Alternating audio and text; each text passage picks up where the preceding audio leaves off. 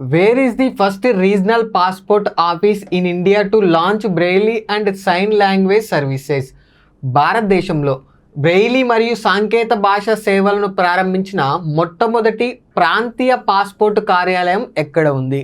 ఒకసారి కనుక ఆప్షన్ చూసినట్టయితే భోపాల్, హైదరాబాద్, తిరువనంతపురం, బెంగళూరు.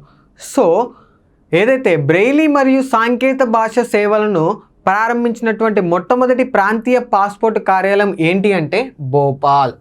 ఈ సేవల యొక్క ముఖ్య ఉద్దేశం ఏమిటి అంటే ఎవరైతే వినికిడి లోపం మరియు దృష్టి లోపంతో బాధపడుతూ పాస్పోర్ట్ అప్లికేషన్కి వస్తారో వారికి సులభతరం చేయడానికే ఈ యొక్క సేవల్ని ప్రారంభించడం జరిగింది. ఈ సేవల యొక్క ప్రత్యేకత ఏంటి అంటే ఎవరైతే దృష్టి లోపంతో బాధపడుతూ ఉన్నారో వారికి ఒక బుక్లెట్ అనేది అందజేస్తారు. ఆ బుక్లెట్లో బ్రెయిలీ స్క్రిప్ట్కు సంబంధించినటువంటి ఇన్ఫర్మేషన్ మొత్తం కూడా ఉంటుంది. ఆ ఇన్ఫర్మేషన్ ఏంటి అంటే ఏదైతే పాస్పోర్ట్ అప్లికేషన్ ప్రాసెస్తో పాటుగా ఏ స్టెప్స్ ఉంటాయి నెక్స్ట్ అనేటువంటి మొత్తం కూడా ఆ స్క్రిప్ట్లో అవైలబుల్గా ఉంటుంది ఆ బుక్లెట్లో. సో ఆ బుక్లెట్ని ఎవరైతే దృష్టి లోపంతో బాధపడుతున్నారో వారికి అందజేసి ఈ యొక్క పాస్పోర్ట్ అప్లికేషన్ ప్రాసెస్ అనేది సులభతరం చేస్తారు.